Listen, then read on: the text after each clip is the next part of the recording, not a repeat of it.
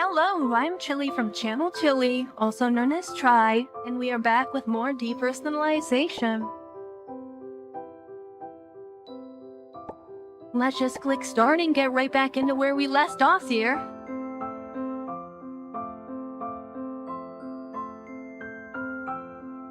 The last time we got through a large portion of the intro section here, and we finished off in the library.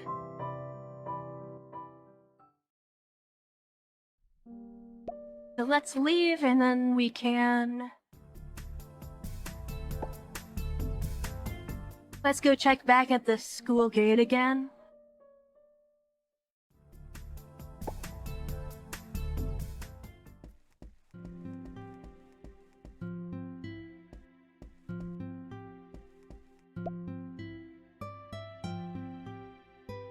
You actually brought back this stupid doll? Since you still have money, then give me the remaining $30. That's on loan.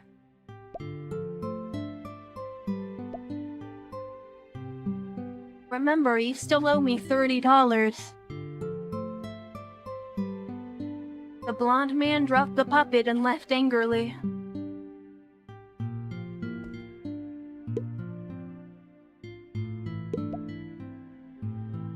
That was used.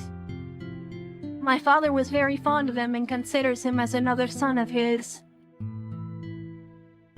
Maybe I'm too much like my mother. I'm sorry, this isn't your problem. Thank you for listening, though. I'll get the money together as soon as I can.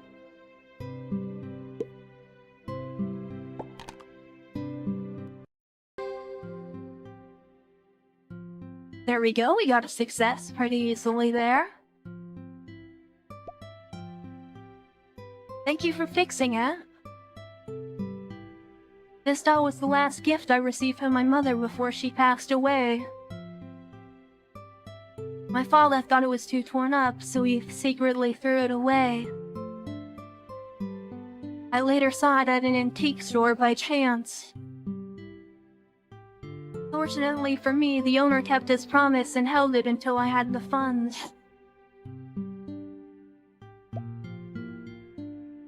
He murmured to the doll, "I'm sorry I didn't protect you. I'm sorry."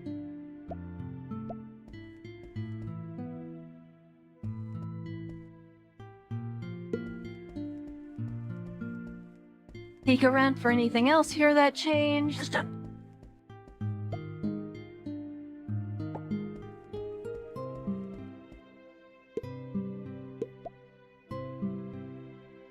Uncle Bowser, I'd like to borrow your utility pliers. Are you doing Carl's dirty work again? I just can't support that.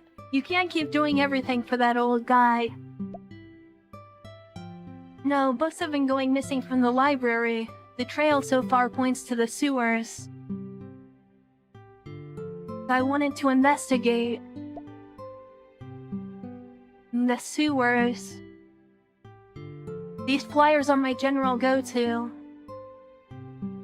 This is likely more appropriate for you. And we got the crowbar. He pulled a crowbar from his back tool belt. Why would a groundskeeper have a crowbar?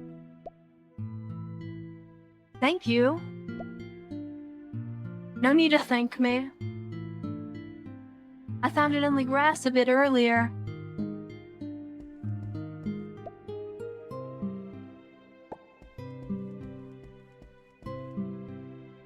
And now we can head into the sewer here. You've entered the sewers. Immediately the nauseating smell of the sewage hits your nose. You calm yourself down. The sewer is narrow and the only life source you have is that which comes from above ground.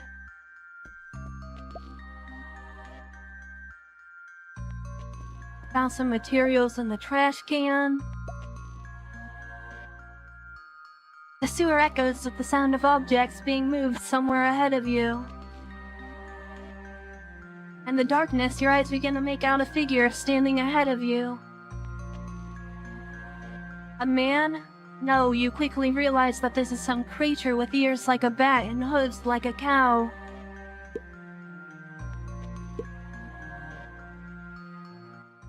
Let's fight him.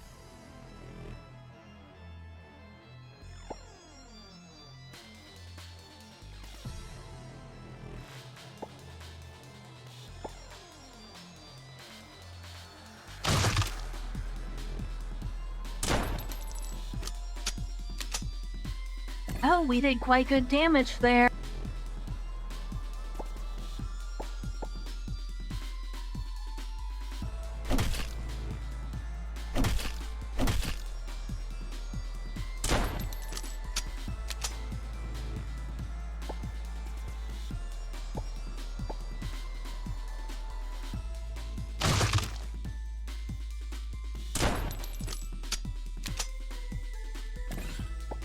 Shit, I think we might lose here.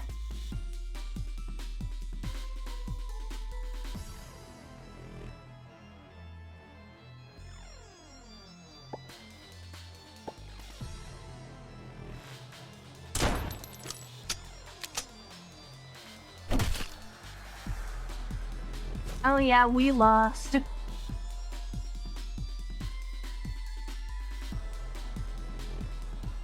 I really thought we had it there.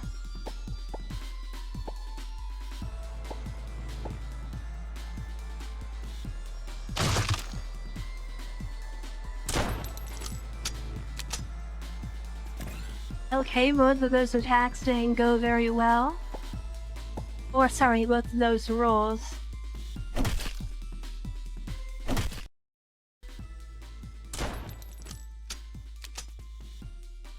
Okay, we're just totally fumbling this one.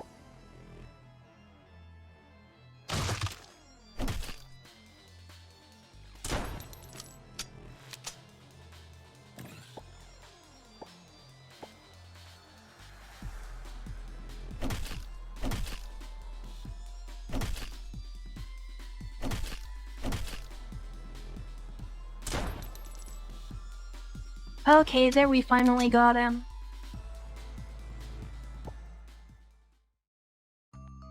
You see a monster run towards the cave, quickly sealing the way behind itself.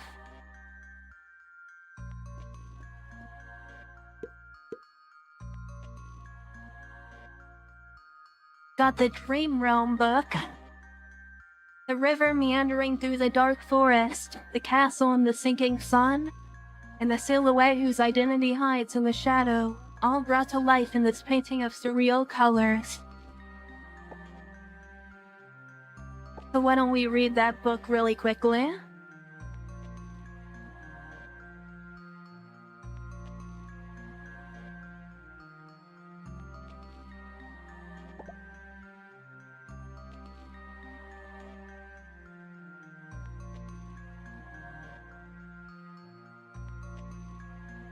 Oh, okay, it's an equipable item.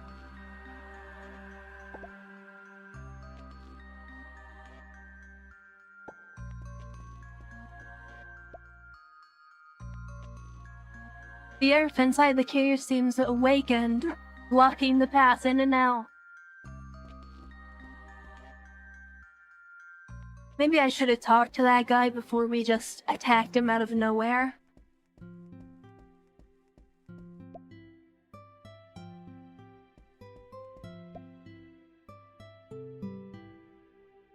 However, I didn't expect you to contact me. Do you have the money you owe me? Oh, what the? Why did you hit me?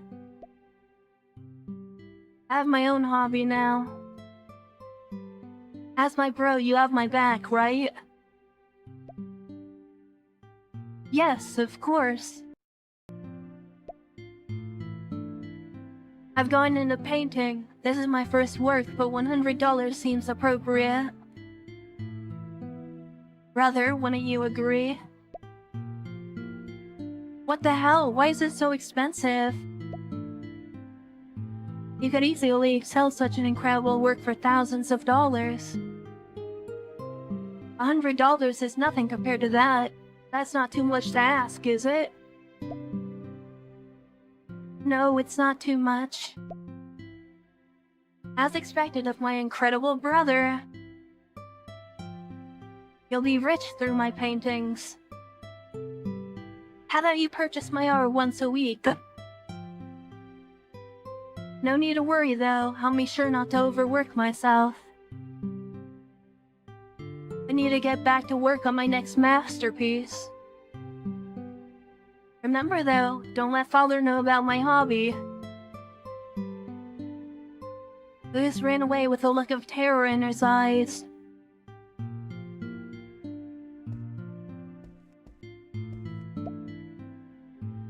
I owe you a debt of gratitude for what you've done for me. Don't look so worried.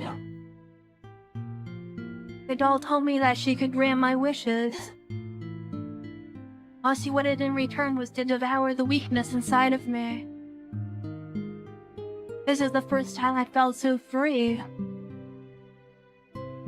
I'll leave this with you so I can forget my shameful past. He throws the doll to you and walks away laughing.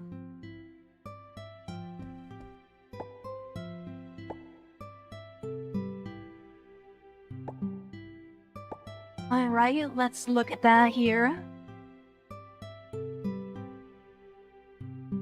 Increases my max strength and constitution, lowers my willpower and intelligence. But it increases my strength and constitution, lowers dexterity. Cannot be taken off after being equipped. When equipped, halves your willpower, intelligence, and dexterity while doubling your constitution and strength. A strange voice chills your bones as you pick it up.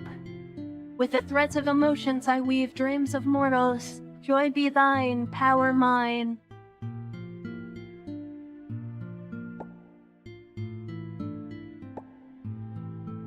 Sure, let's equip it, why not?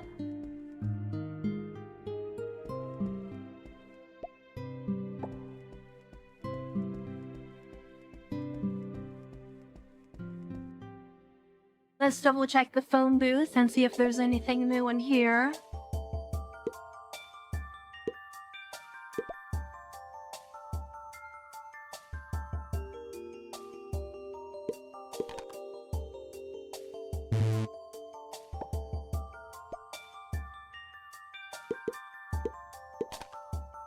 We have so much money, we can afford to lose some here.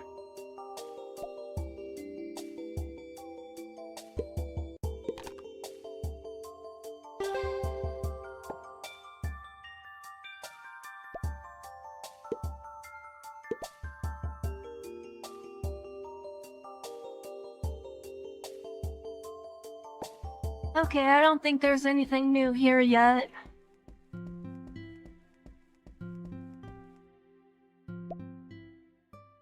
I think maybe now we return to the library.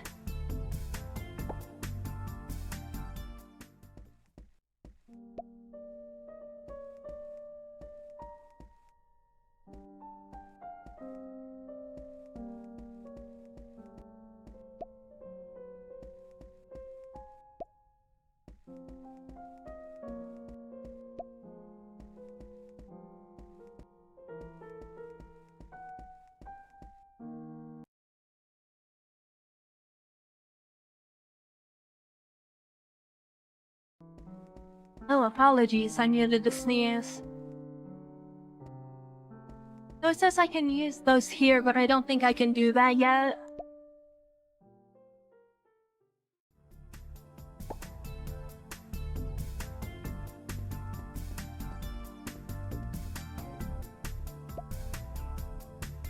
Okay, now where do I go here?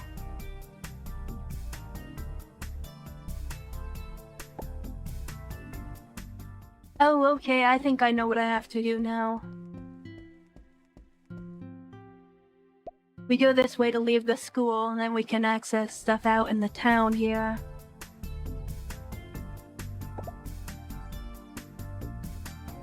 You arrive at 10 Mariner Street. You found the house you're looking for, and just as you're about to knock, a young woman opens the door.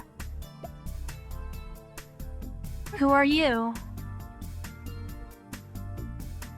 Please tell me you're not the new editor here to arrest me. I'm on my way right now, so they turn in my manuscript. Oh, I misunderstood. I have something to do, so I need to get going. You seem like a student at Brown's University. Let's catch up at the university library. I'm usually there in the afternoon to work on my manuscripts. There we go. Let's go to the inner. Oh no, that will move on to the next one. We don't want to do that yet.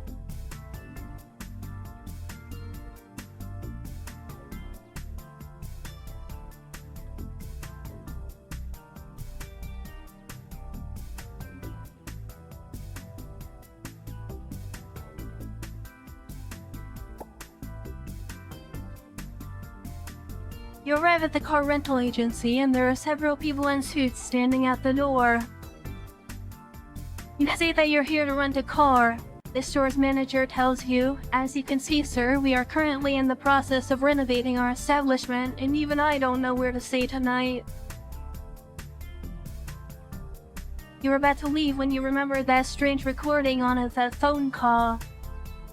Burston Hotel. The moment you say the word password, the man in charge puts a blindfold on you. You feel yourself being zigzagged around and end up in a room full of weapons and wine.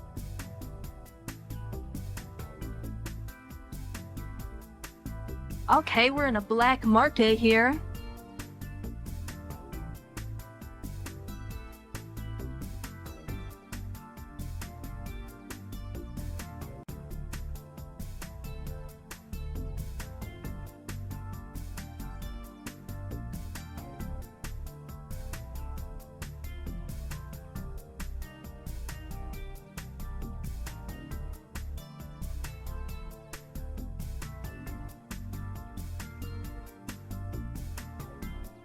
Maybe we should buy a shotgun?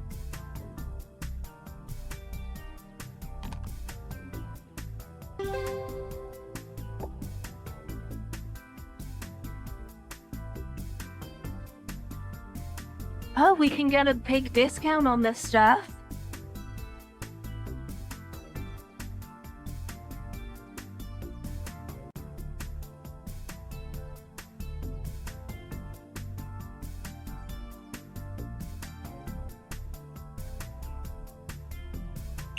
I think all we can purchase here is the shotgun for now.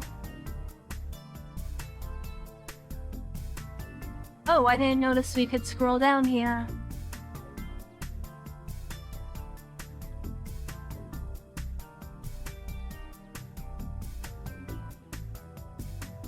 Buy some magazines.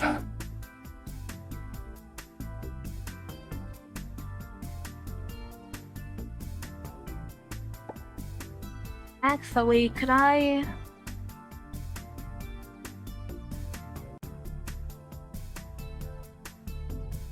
Okay, I don't think I can talk or anything there.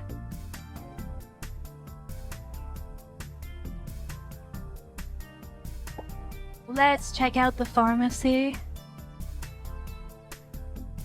You walk into the pharmacy where you spot a young doctor sorting through medicines.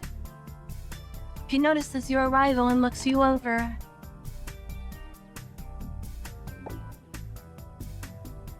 You seem healthy enough. That's all we got. Let the drunks behind you know we're out of booze.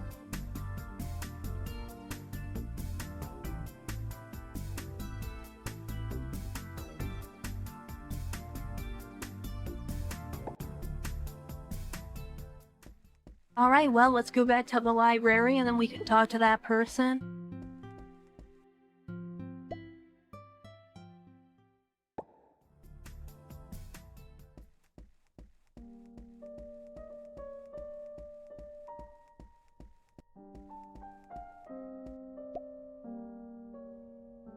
You came rather late.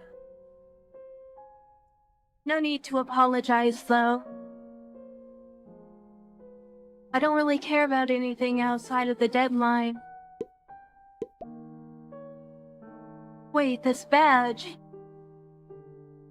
I didn't expect that someone would find the address after I wrote the wrong one.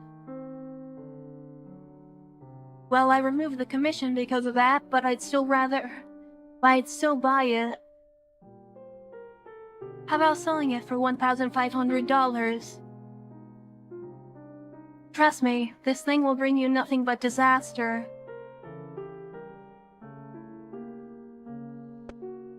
I would like to keep it. Why do you want to know more about this badge? I was recently researching the lost city of Carcosa and this rune appeared in the records. I don't know why, but it sends shivers down my spine. Other than this morgue, there's not much evidence that Carcosa even existed. Do you really believe they're connected?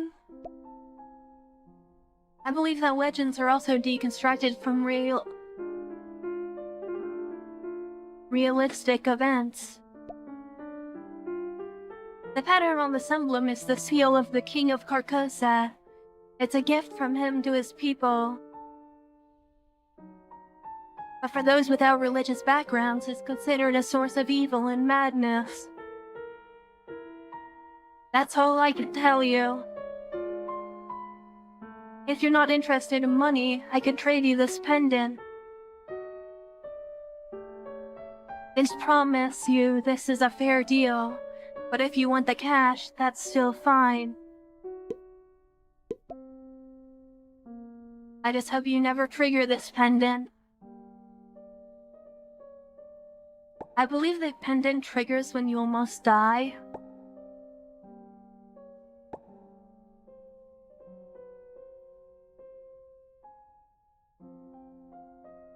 Though the soul perishes with the body, it will rise again from the decay in due time.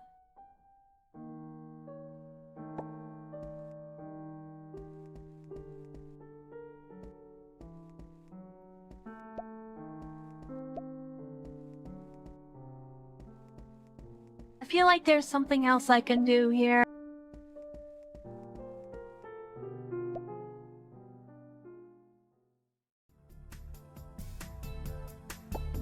Specifically, with this NPC here, I feel like there's still something I can do.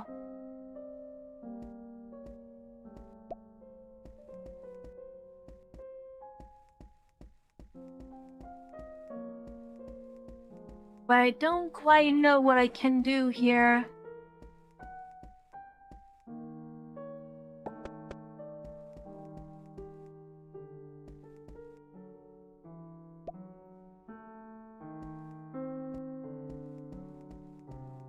I do feel like there's probably a way to go up to the second floor of the library.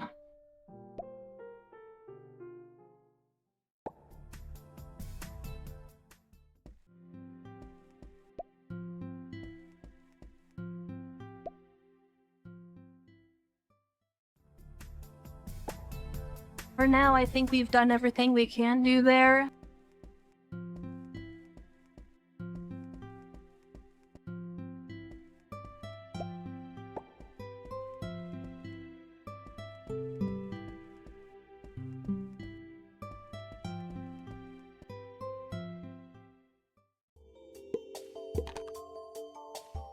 Let's try calling the other phone number here.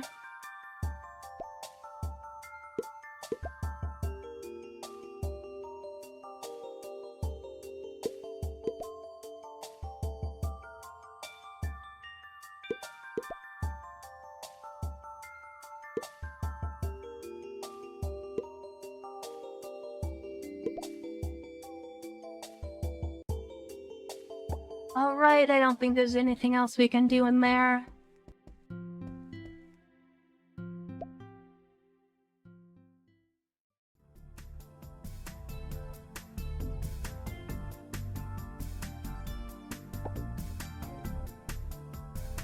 Alright, I think we might just have to move on now.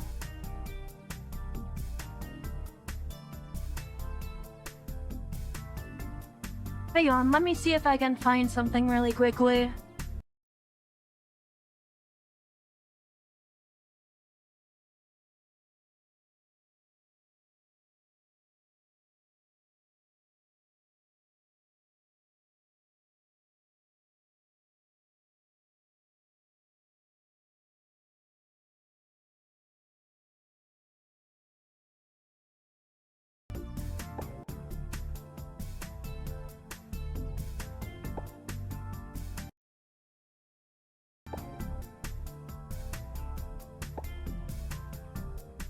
Okay, so hang on, let me check my quest menu.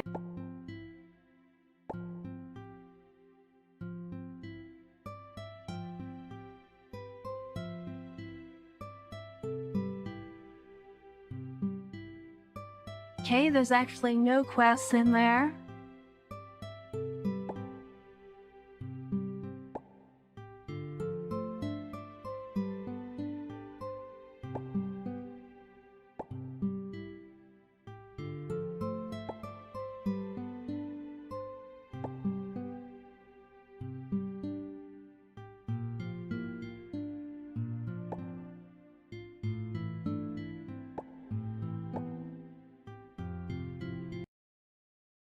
Let me see.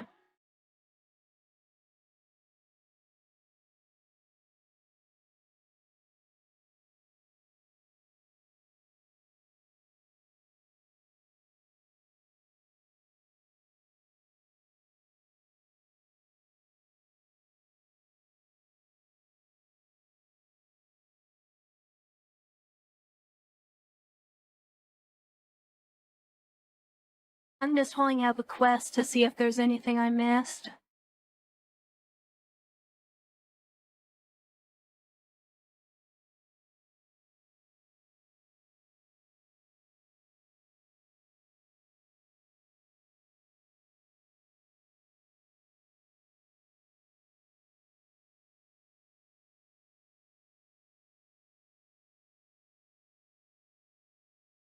Oh, okay, because I fought that guy down there. I can't complete the quest in the library, that's fine, I guess. Then let's just go onward.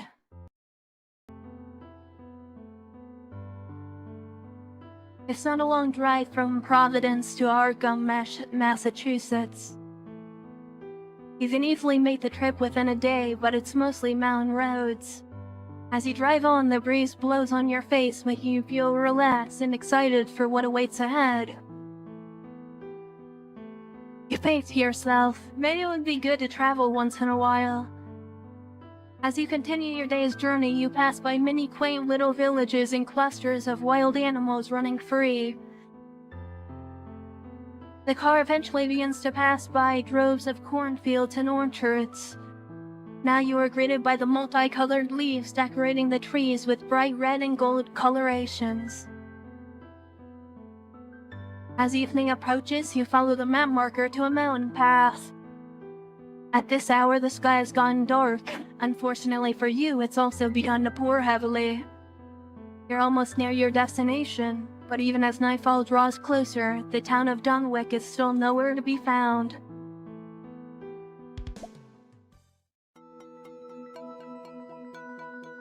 You continue to drive around and follow a map to find your hometown. Even as night falls, there's still no signs of Dunwich. All that you can see around you are wild mountains. Just when you're about to give up, your eye catches a covered bridge halfway up the hill ahead. You continue to drive, but the stone columns in front of the bridge prevents the car from fitting through.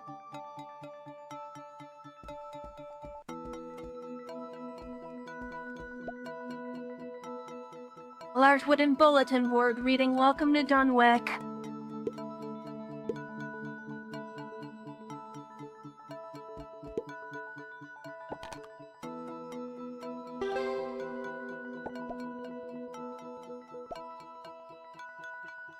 A flock of fat rats appeared ahead.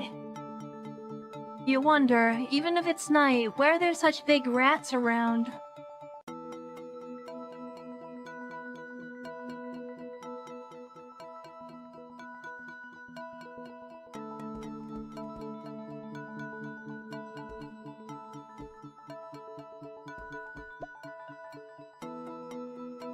The date of the last bridge repair is visibly painted under the bridge. It reads 1902-110 on the last column. This bridge has not been repaired for 18 years. You have no idea whether it's safe to walk on. There are signs of passage. While some flooring looks newer, it generally seems solid with no signs of wood aging. As you cross the covered bridge, you notice a white mist enveloping the surrounding area. Turning around, you quickly realize that every direction other than your current path is impossible to make out. You can only continue forward. You continue to venture into the mist. You quickly lose track of time before the all-encompassing fog finally lifts, only to be replaced by the darkness of night. By the time the light returns, you find yourself in the corridor of a ruined castle.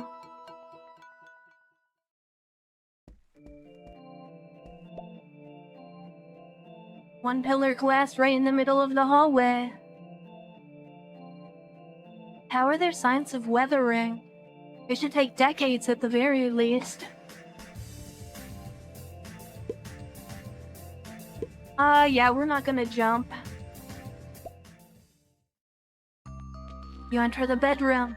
Most of the room has been wrecked by rubble quite some time ago.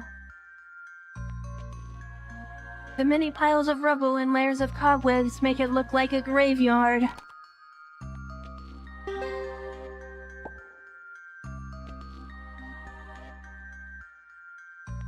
Got some planks of wood.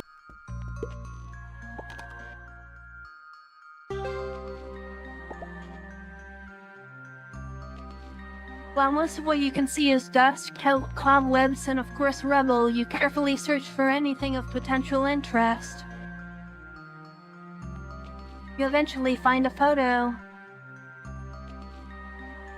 You can tell from the photo that it shows a family group of about a dozen people. One of them is a graying old man standing in the middle. Next to him is a young couple holding a child with long, light blue hair. The woman's complexion is pale as she seems tired. The man behind her is wearing a black, broad-brimmed hat. You cannot see his face. The child in the middle turns out to be a girl you've never seen before. When you try to take the photo with you, it turned into dust and ash, vanishing.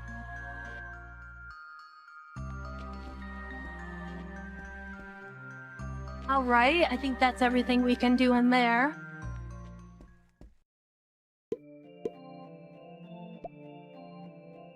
Use our wood plank to get across here.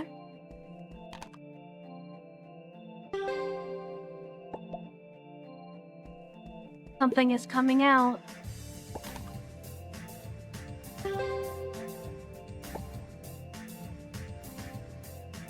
And we avoided the rats.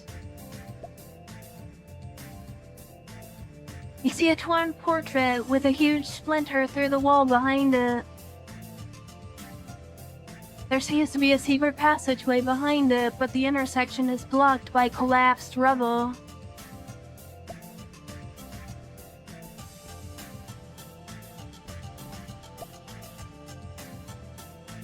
There is a weird statue.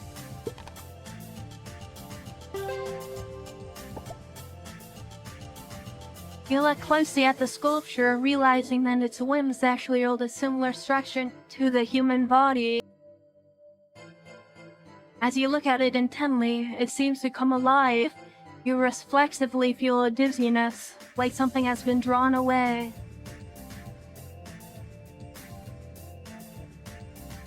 Goodbye, SP. And we have a boss, or well, not really a boss, but an enemy fight.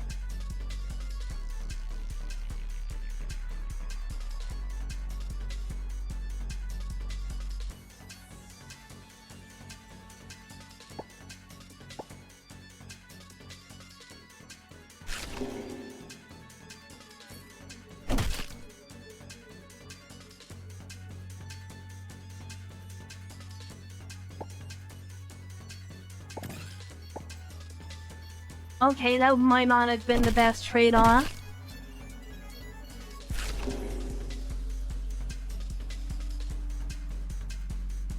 And we're now a ghoul life form.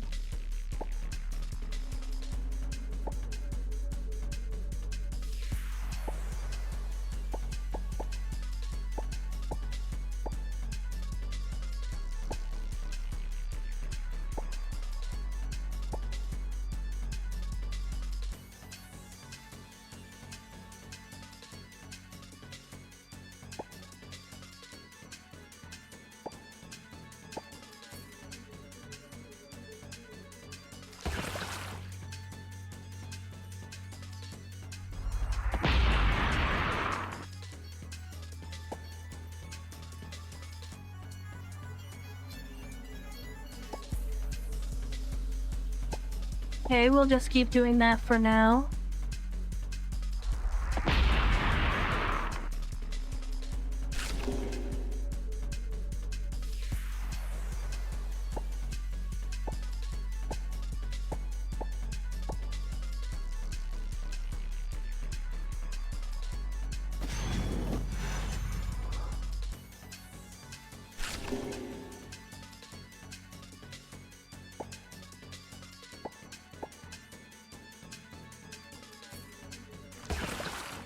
Okay, we're just doing horribly here.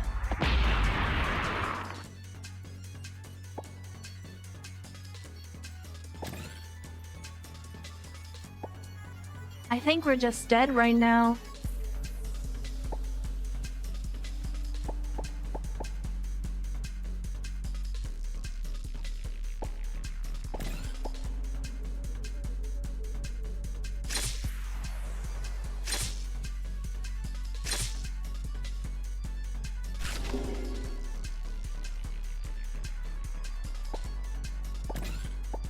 Cause yeah, we're kinda just fucked here.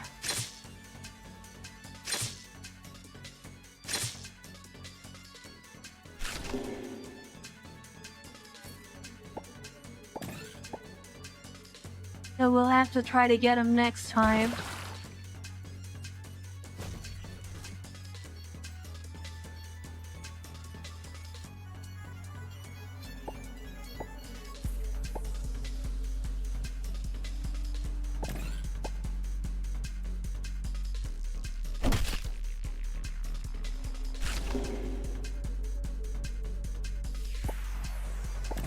So maybe we'll try to do unarmed attacks here.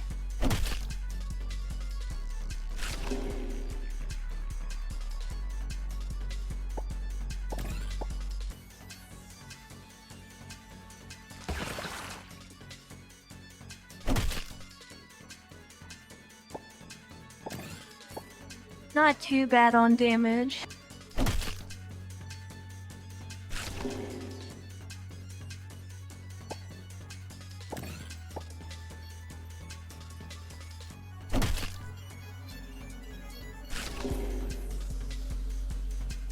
Unfortunately, you got us there with a fracture.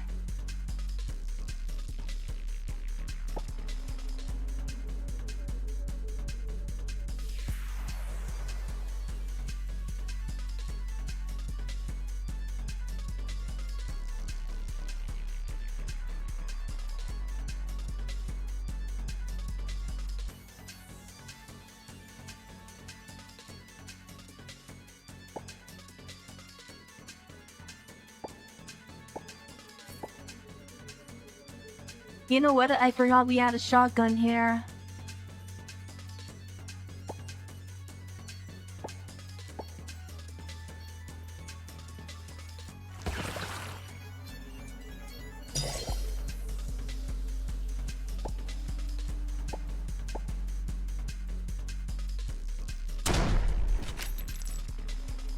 And there we go, shotgun W.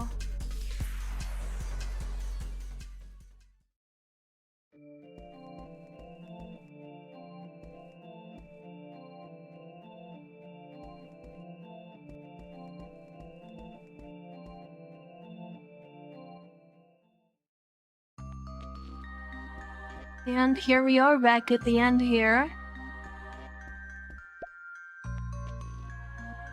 You investigate carefully and finally find a stone carved in dust on the old bookshelf. Covered in dust. It gives off a faint glow after brushing off the dust. These two books are intact. You sense something quickly falling from above.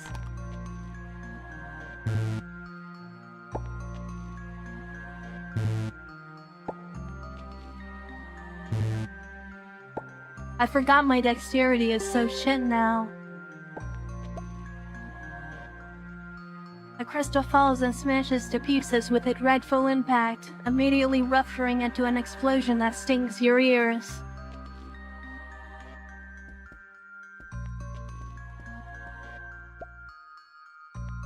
You investigate carefully and find a stone covered in dust.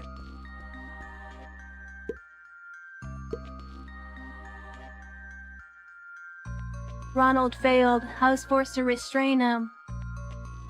What does the signal mean? He carved onto his body just before he lost his sanity.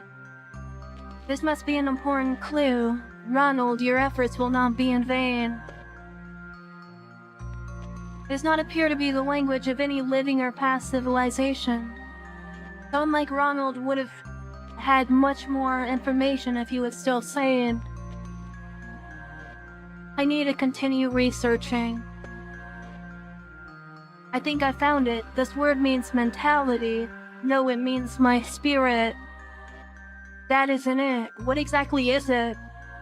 Many chaotic, torn, and twisted symbols appeared later. It can be discerned that the owner of this diary wasn't in a particularly good mental state. Unexpectedly, the rune must translate to them. It's them. I should have thought of this. I was thinking about them. I was targeted by them. I must forget all this right now, immediately. No, I have to record it immediately. There's a long, torn line left behind, as if the pen tip was pressed hard against the paper. Then it was as if the pen tip was twisted off, leaving only the mark of a word.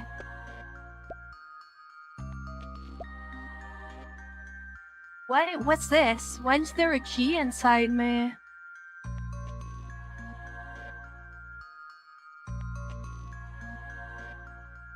The crevice of history.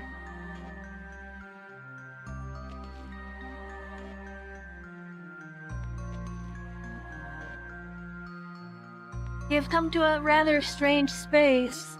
You look to the left and see the stars of the universe are shining brightly. This is your past.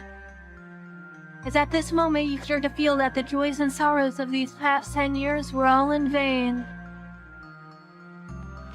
When you look to the right, the stars are dim. Here you see order and chaos alternating. You're shown bizarre images that are incomprehensible in such a short period of time. You see a light shining 10,000 times brighter than the sun. You begin to hear laughter all around you as if someone were admiring a work of art. You see many abhorrent monsters spreading across the universe, each acting in a way you can only describe as full of distortion and madness. Their very genes out of the genetic blueprint, drawing a sea of flesh and blood in their wake. You see the stars burning all around you. No, it's the whole universe burning. The burning stops, leaving only darkness forever.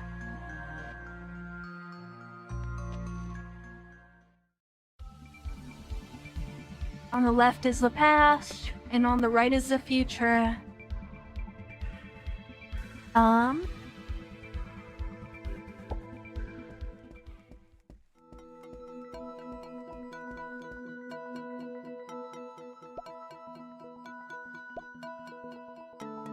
As you step into the past, the figure of a young woman appears in the future of history. She stares at your back as you depart. She then gently closes her eyes as her body gradually dissolves into the void as she washes her child for the last time. Location: ancestral home. Time: 10 years ago. Did I really go back in time?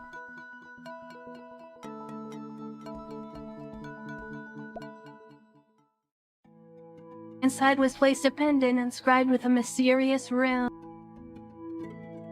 You touch the pendant and a memory goes straight to your brain. You're looking into the space from a bird's eye perspective. You see a boy laying in bed. Around him, an old man is anxiously discussing something with a man and a woman. This strange has chosen Anon as his carrier. In a little while, it has been completely assimilated. Is there really nothing that can be done? The process of assimilation cannot be reversed. It can only be delayed. The old man looked down and thought, I could use the transfer spell to depose the effects to someone else. Let me do it, Grace. You haven't been well. The man went up and hugged the woman. The man spoke. Don't worry about me. You have to take care of our child. He stood up and hugged the woman. In the surrounding space, a magical light gradually brightened. At least, let Anon forget this painful memory. Your perspective disappeared.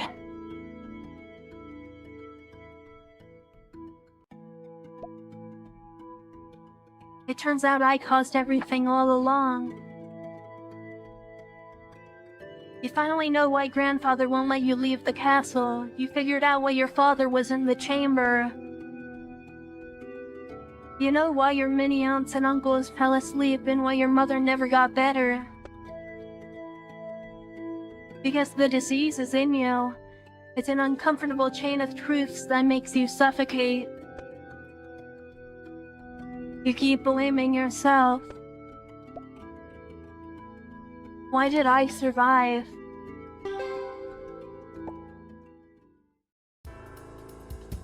Because of your arrival, our entire family has been harmed.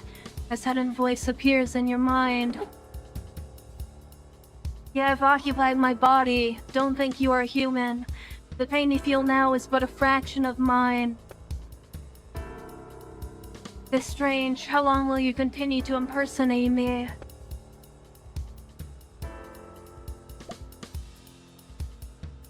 With a surge, the impurity of the body gathers before you. A silver key appears in his body. You finally left my body. It's strange, you've caused this disaster. All the disasters are my fault. You hear its hoarse roar, its madness, its resentment, its twisted wailing. Even though it's finally out of your body, you have always been emotionally connected to it. So it's looking to you for relief.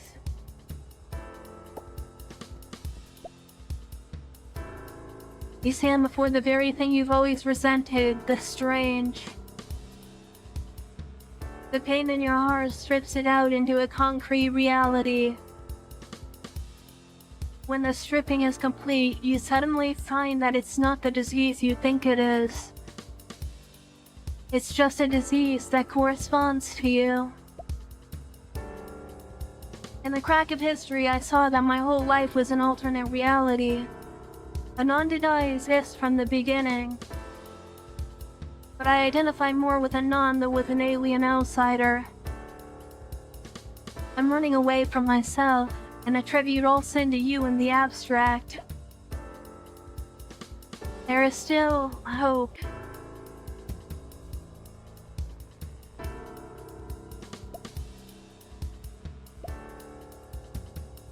Grandfather mentioned that I was the last hope, and I am both a potential disaster and source of hope.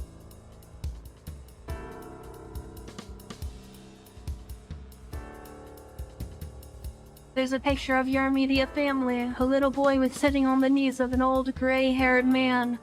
Behind him stood a young couple smiling happily. Okay, this all seems the same here.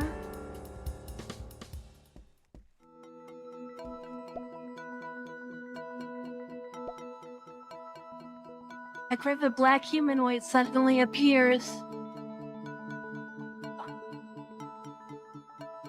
Their faces are shaped as insect chelates, with blue fluid flowing where their eyes should be.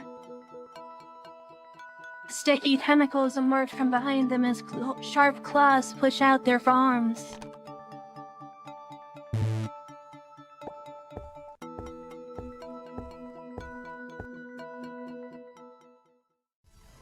Oh boy, this is not good.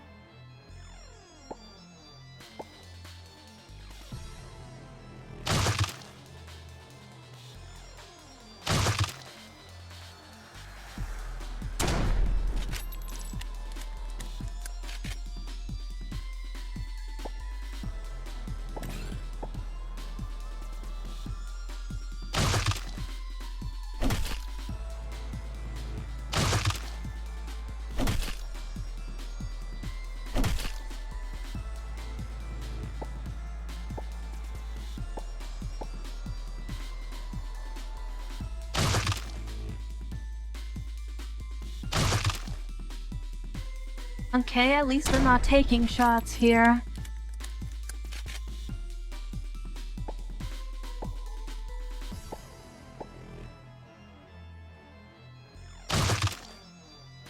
Never mind, that hurt really bad.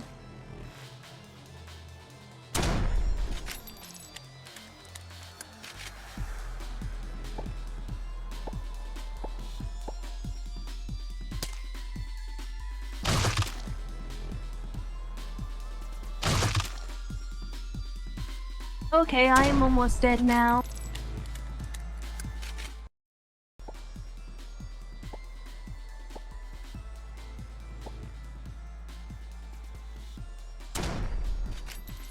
God damn!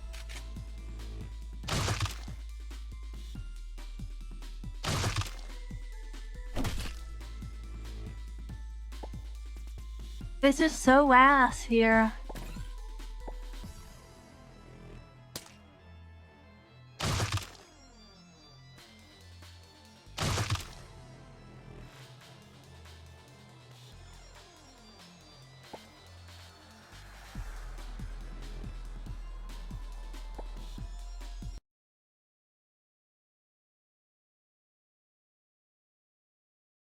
Apologies, I had to sneeze again there.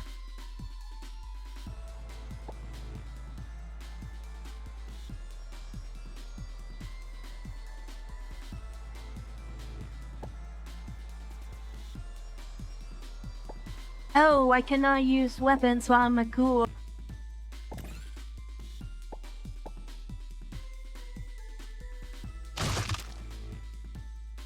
And I'm fucked here.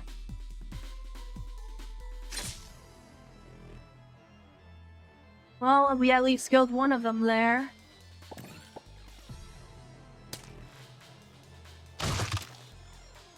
And yeah, I think I'm just dead here. Oh wow, we won actually.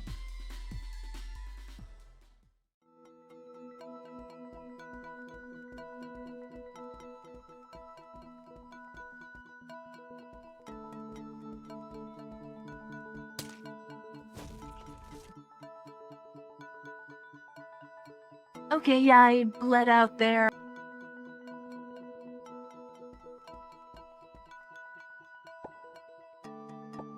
Let me use something to stop my bleeding.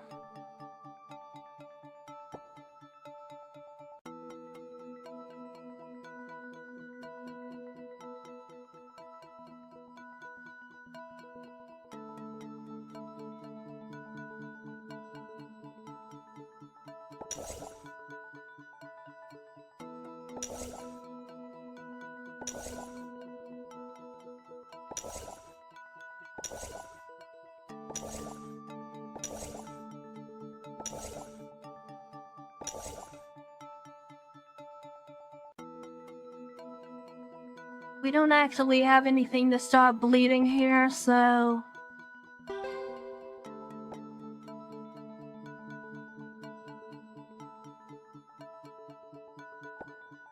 we'll just have to bleed a little here.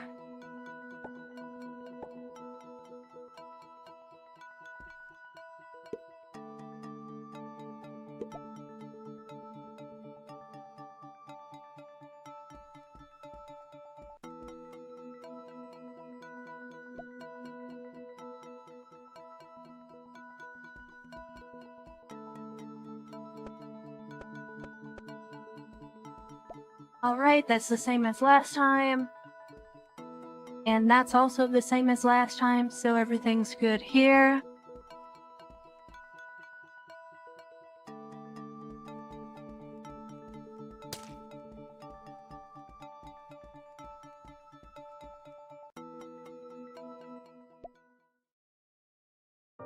You open the door to the study and immediately realize you're not alone. You see your grandpa seated in his armchair. He smiles at you with a relieved expression, with a lingering sense of proudness at who you've become. His body begins to fade to light, and you don't even have the time to mentally acknowledge sadness. Grandfather.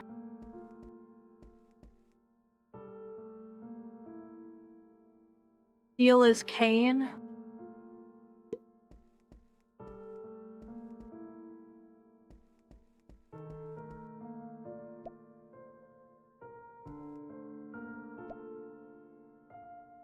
You open the box. In front of your eyes is a girl as delicate as a ceramic doll. Your heart is beating hard, but it's not all because of the attractive appearance. You feel an extraordinary sense of familiarity, of nostalgia, of intimacy, of longing for wholeness. Then the girl seemed to be awakened by the noise and slowly sat up. You were about to ask some questions, but she cut you off first. You want to be vocal, but you can't control your body.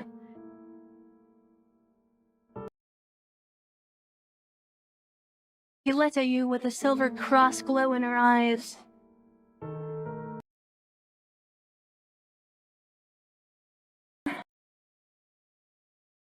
God, I am sneezing a lot today.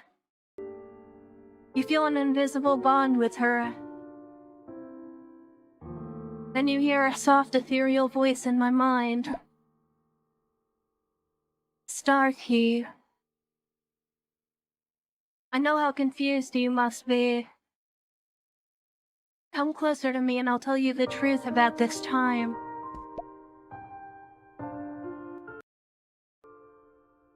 The stars are shining in her eyes, and you can't help but move closer to her. Before you know it, she puts her hand slowly on your forehead. You feel your brain flooded with information. Time 10 years ago, when the disaster happened, the study. The infection with the strange is different from simple physical assimilation. I've already tested all the available spells and medicines. I can't even find a cure for Ronald. If I were to compare this situation to another, it's like allowing an egg without a shell to maintain its integrity, all while surviving the rapids of a waterfall, or allowing a person floating in the sea to rely on himself to withstand huge waves and storms.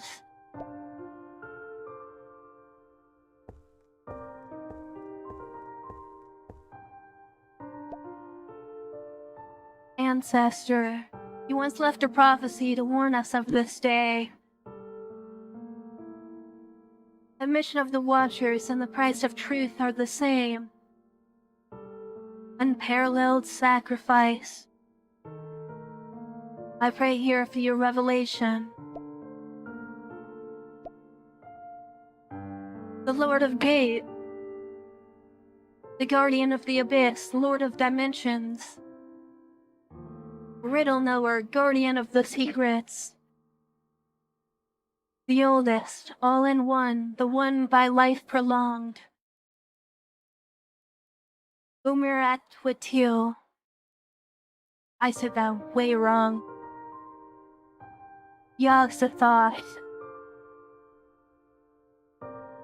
I cannot pronounce that.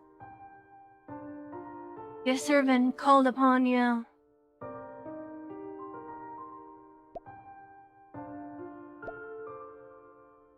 Are you still unable to answer my prayers?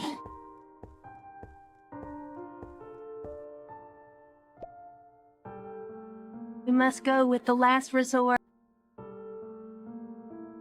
No matter what, we can't let the infection spread. The transport point to Ziliano is ready. Now that the stores are in the right place, our success rate is up to 70%.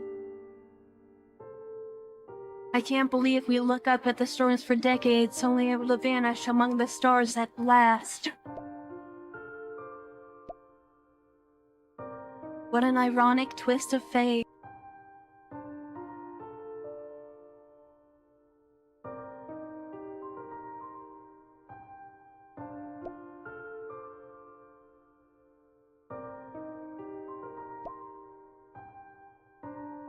Right as the array is about to be activated, the space changes as if the magic has been drawn away. The room twists and turns into an arc of rocks, dividing the two sides into two worlds that will not interfere with each other at all, virtual and real. From inside the door played a soft, ethereal female voice. There's still a glimmer of hope. Are you willing to pay the price for it, though? As long as I can pay for it, please take what you must.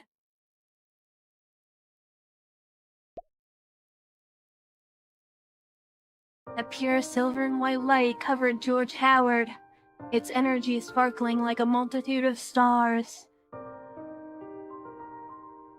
He felt that he had never been so clear and insightful. As information continuously flows into his consciousness, George Howard's expression turned serious. So this is the history's truth. Now that I'm aware, I will do as you wish. Grandpa! A child pushes open the door to enter. In that instant, his body and actions were frozen.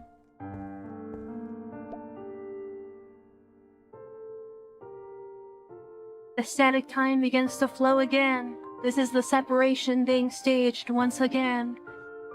You stubbornly refuse to leave until finally, under Grandpa's magic, you forget everything and leave, like an empty container. Then I suppose it's time to pay my price.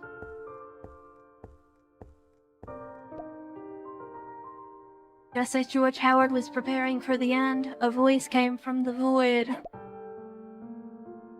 Do you have a last wish? If I may, I would like to see him when he's grown up. The voice hesitated for a moment, as if lost in thought or calculation. I can only give you 1 second. Is that enough? That's certainly enough. The time and the space freezes. Your mind is flooded with memories of the past. Maybe it's a split second, or maybe it's years beyond thousands. A Thagomorm's consciousness was forced into a deep sleep.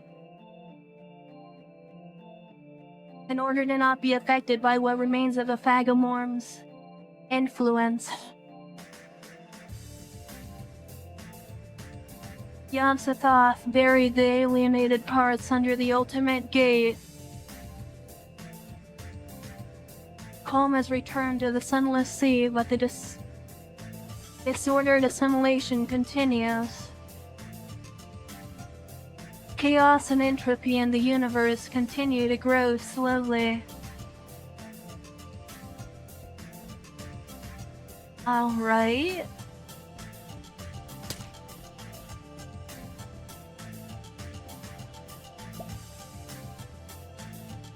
The hourglass stops the current moment of time from movement, preventing the black sand from spreading. Once you get rid of the black sand, the assimilation should end.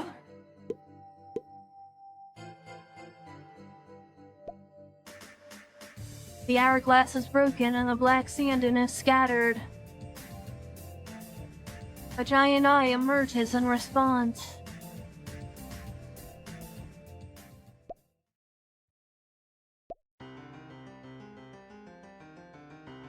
Tawil. So you chose to construct a puppet to preserve your powers. How ridiculous. I didn't expect you to have grown so weak. Without any thought, a name forces itself to the forefront of your mind. A Forgamon. Could it be that the last of the rupture of the temporal loop you were directly perceived by them? As you're still considering your options, you hear her continue to speak. Tawil, I'm very disappointed in you. You are the beginning and I the end. Together we create time and space. Unfortunately, your authority over all knowledge has changed you. Your will has chosen to break away from us. So I've had to clean up all the time and space for a quick reset. Now this is a surprise. I planned to devour you to complete ourselves. But now I'm understanding that the human mind can be rather useful. As long as there are enough of them, then they could be an alternative. So, even without you, I'll be able to awaken our main body. You are no longer necessary. You ridiculous puppet. Tawil's biggest mistake was making you into a mortal. Humans, what a fragile race. After destroying you, I'll have a good time reminiscing with Tawil. Star Key, as long as your heart is not broken, time will restore your body. Every time you fall, you will accumulate your power to reshape space-time. What you face now is only one of their billions of avatars. However, a Thorgamon will never leave their true body, and their power cannot easily come here. Alright, boss time.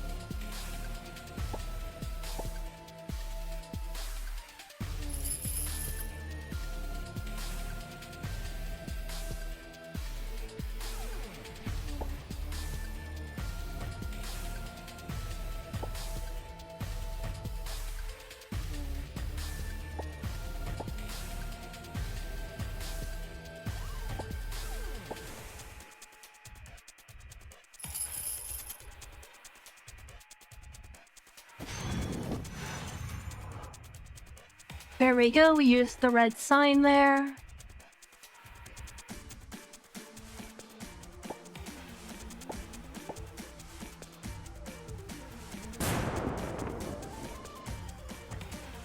Oh, well that wasn't very good there.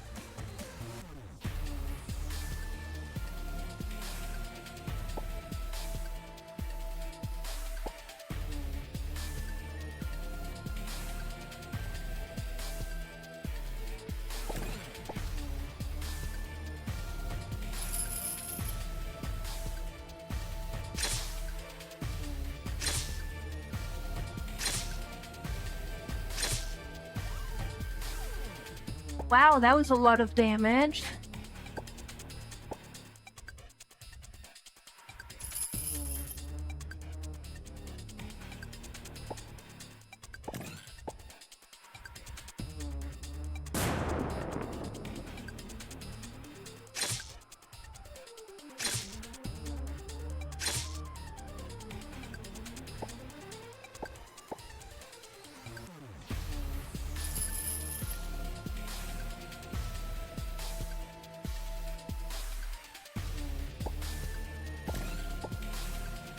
Ooh, I'm getting heavily nerfed there.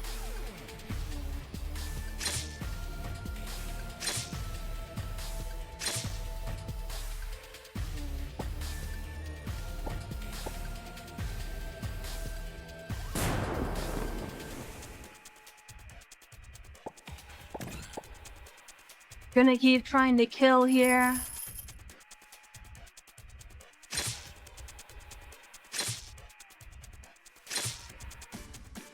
And there we go.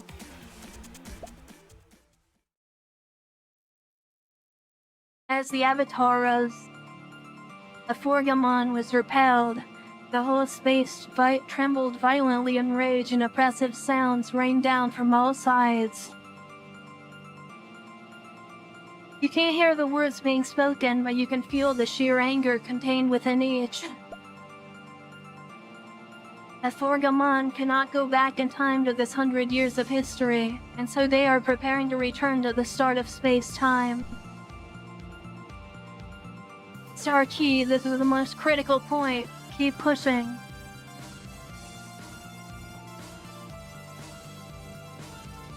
You see the water condensating from the earth back into the sky. The clouds dissipate, the sky clears, the sun sets from the east, and the meteors flow back to the stars. Time is going backward to the beginning. All of a sudden, you feel like you're on the ocean. A great black fog rose over the darkened sea. The black mist pulls you down into it. Being in the depths of the ocean is like being among the stars. In the blink of an eye, you fall into the ocean, then fall into the galaxy.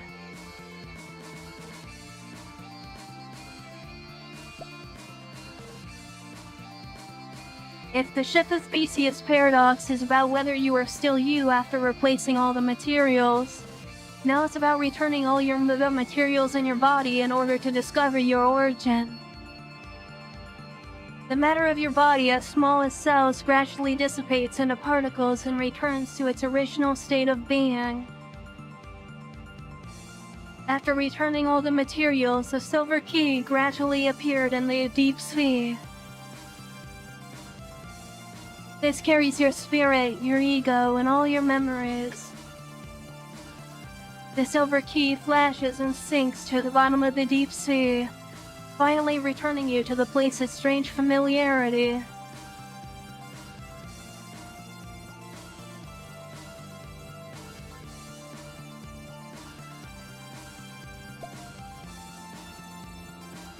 This is the dividing point between existence and non-existence. Black and white are independent of each other, maintaining an absolute balance. That's how it's supposed to be, and now the nothingness has been nibbled away and it's all mixed up. You see the warped timeline moving away from its proper trajectory and towards nothingness, which is splintered with each convergence. The debris clumped together into a dim sphere.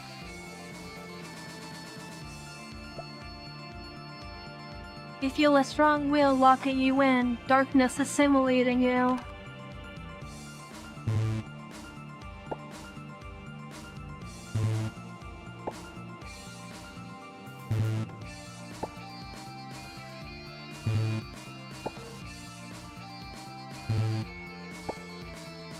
I'm going to use all of my luck here.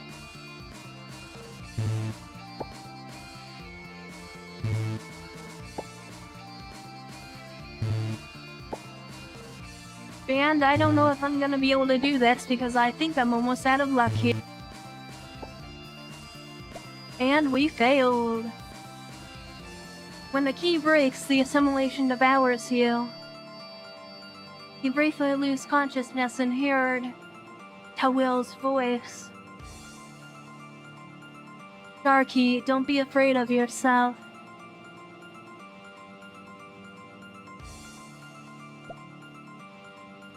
You feel a strong will locking in you, darkness assimilating you.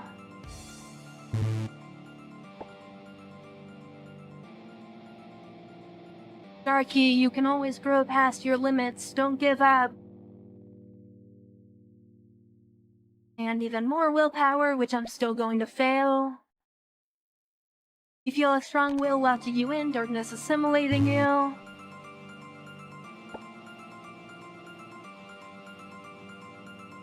Star Key and outside force can never defeat your inner mind.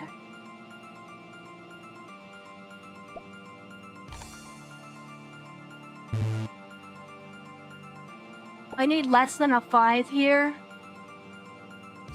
Starkey, death is not the end of life.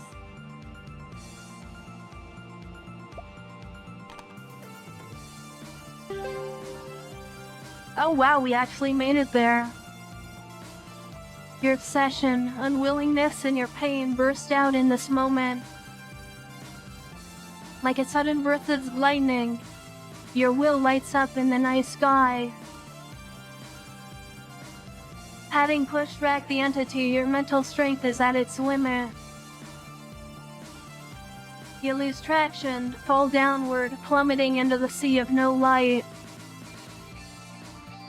Your consciousness gradually becomes blurred as you are slowly sinking into the deepest part of your mind. Lightless abyss. As you sink, your consciousness becomes increasingly transparent. There's no end to the darkness ahead. Then you sense a familiar presence. It belongs to you to will. It's not exactly the same, though. Like a door, like the end of everything. Your consciousness is becoming transparent. You finally saw them. They lift you up and they make you whole once more. Their eyes are always on you, and you hear their words. Starkey, do you blame me for creating you? No, although coming into this world has made me feel all kinds of pain. Human beings are too fragile to be affected by all kinds of desires. Whether it's a family mission, a duty to others, or a concern in your heart.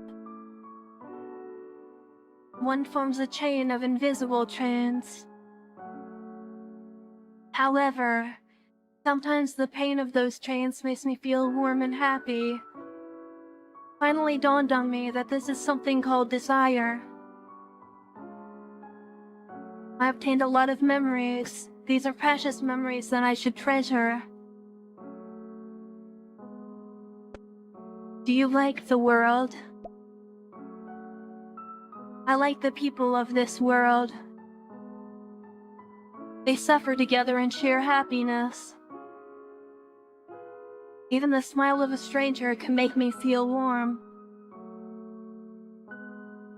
Because these people made me feel connected to the world, it made me finally realize that I exist in the world. Do you have any regrets? I certainly have many regrets. A lot of regrets even. Something I realized only after it was too late. I regret not being honest with those I cared about in the end. The fact that it's no use saying it to them now. I suppose I feel guilty. I didn't realize what I had until I lost it. Do you want to change the world, even if that sacrifice makes you cease to exist? It's not that I want to change the world like some grand fairy tale.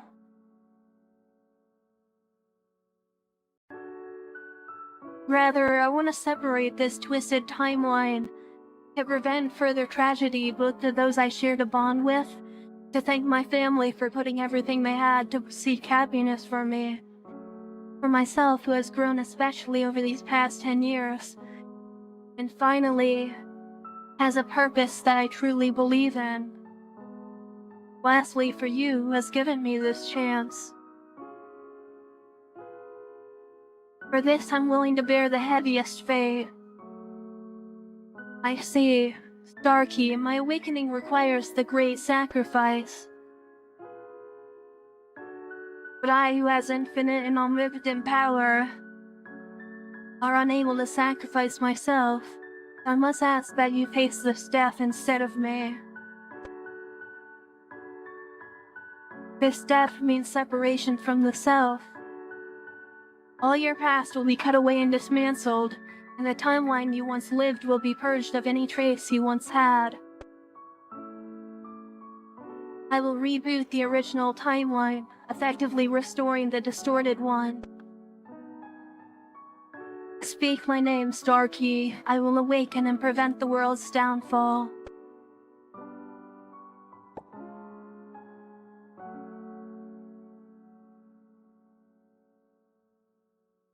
You managed to wake to will.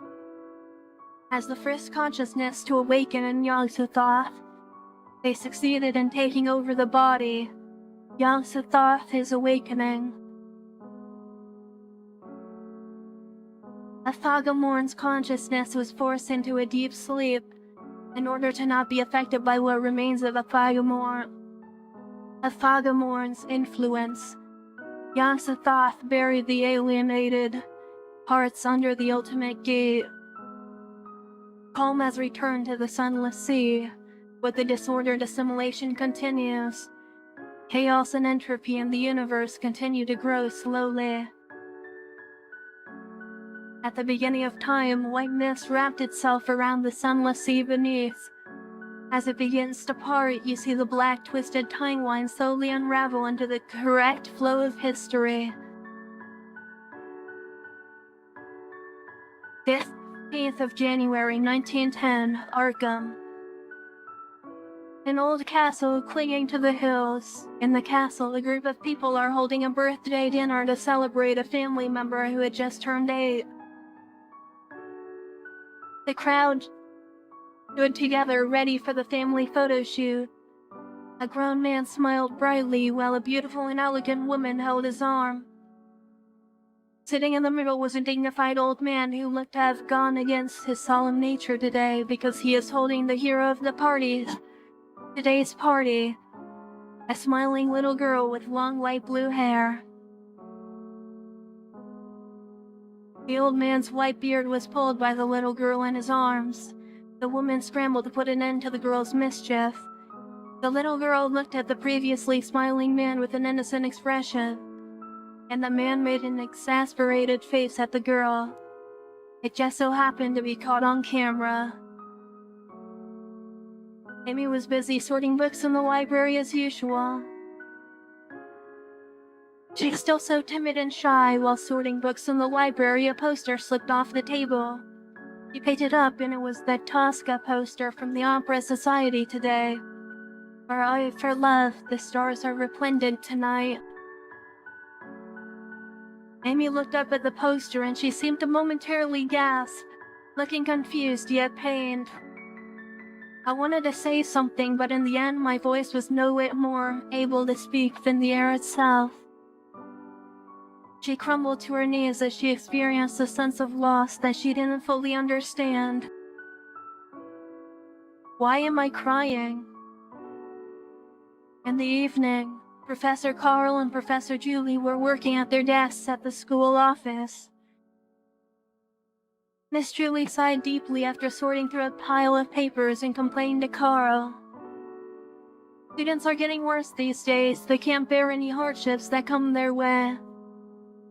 If young people continue to only seek enjoyment, human beings will degenerate into monkeys within 100 years. Carl did not respond to Julie's complaints, instead saying optimistically, "This generation of young people is better than us, as they can at least pursue their own ideals. People who cannot listen to themselves are simply living in a dream.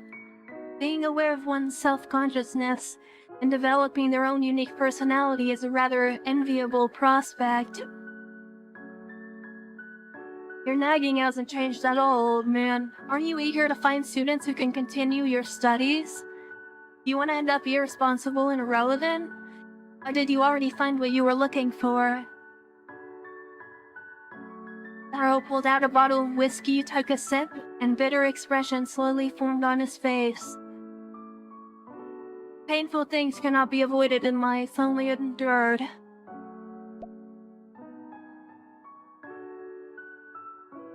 In a palace made from 1,000 books, the flickering candlelights were the only form of light. The blank pages constantly being written and erased.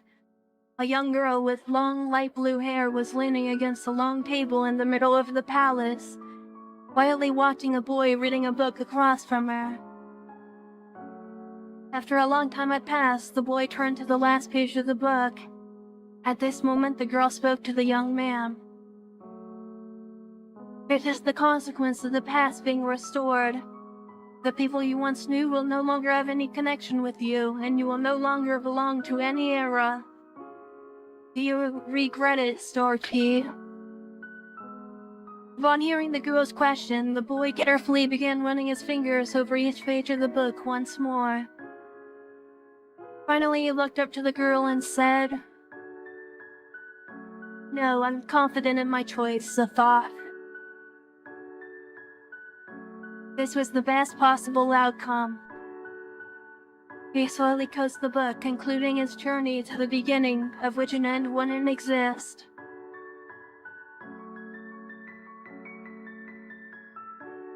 And there we go, we cleared the first, well, I guess the prologue here. You chose to take your destiny into your own hands and sacrifice your connection to reality in order to empower the will to awaken as Yogg-Sothoth, but also to restore the timeline of the world you walked upon. But this is only just the beginning. The distorted timeline still exists, and terrible things will have been sleeping for ages, long past, or waking up one after another. Terrible disasters are brewing in every space and time. As you confidently chose to meet your choice head-on, for Yogg-Sothoth to regain their power and stop the world's echoing with pain, a traveler who does not belong to any era has embarked on a journey that will never end.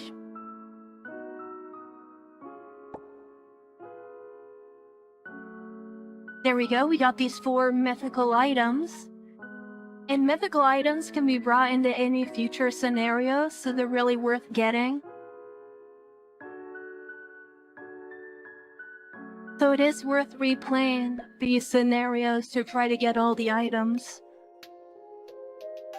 Go and tell Sothoth about the situation of the Sunless Sea.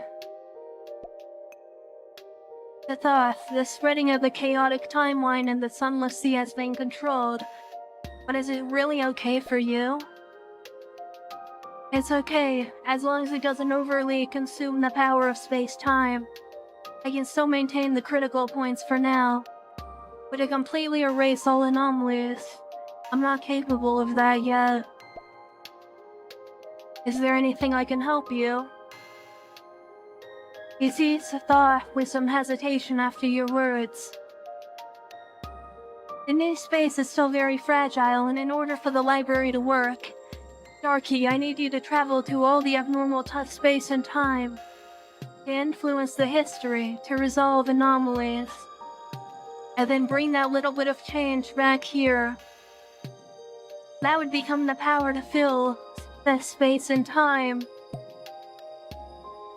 I understand. However, Starkey, you're going to the chaotic time of history.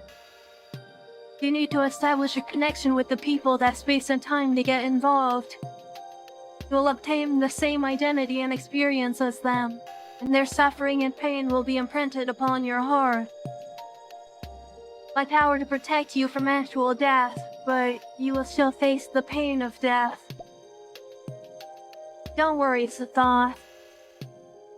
I will go to the places as soon as I could, help you recover your power. There we go. Hang on a second here.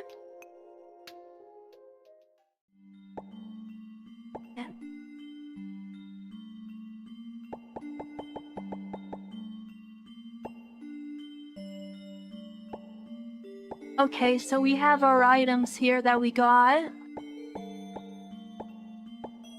Actually, we're missing the, staff one. I thought that was supposed to be there, but whatever.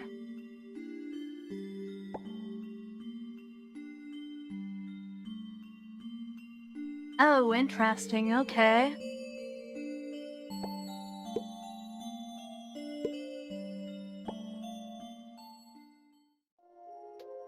But alright, that's where I'm gonna end it for now. So, if you made it this far, thank you for watching. And I'll see you next time when we continue with more depersonalization. Until then, bye!